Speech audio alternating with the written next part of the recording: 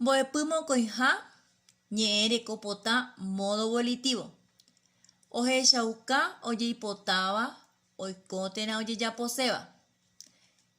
Ogueraha ñe'ẽky ipu'ãtáva C.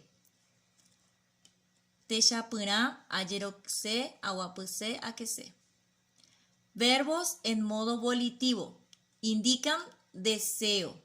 Llevan partícula sufija C. Vamos a mirar en la conjugación cómo quedaría. Amosusu ñe'ẽtéva japo, vamos a conjugar el verbo japo en el modo volitivo. Tenemos los pronombres personales she, nde, ja'e, ñande, ore, pe'ẽ, ha'ekuéra. Y luego la conjugación. She, ajapose. Nde, rejapose. Ja'e, ojapose. Ñande, jajapose. Ore, rojapose.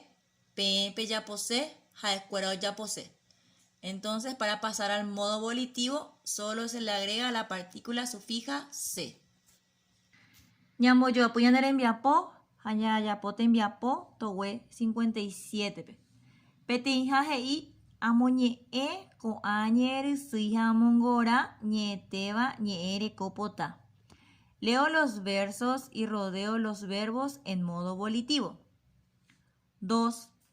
Amañata angare ha ajaipa ayaposéva. Observo las imágenes y completo las acciones en modo volitivo. 3. Amoí a ñe'ẽtévape ñe'ẽky C. Agrego el morfema C a estos verbos.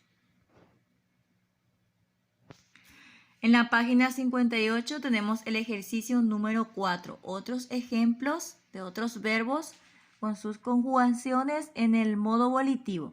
4. Amo ñe'ẽ ñe'ẽtéva ñemosusu ñe'ẽ rekópotape. Leo la conjugación verbal en el modo volitivo. Número 5. Amosusu a ñe'ẽtéva ñe'ẽ rekópotape. Conjugo estos verbos en modo volitivo. Ahí tenemos hetũ, vy'a y ñe'ẽ.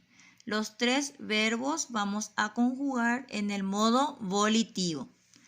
Número 6. Ambojasa guaraníme, traduzco al guaraní estas oraciones. Apeicha ñamu'ẽ ne rembiapo ko'ára pegua.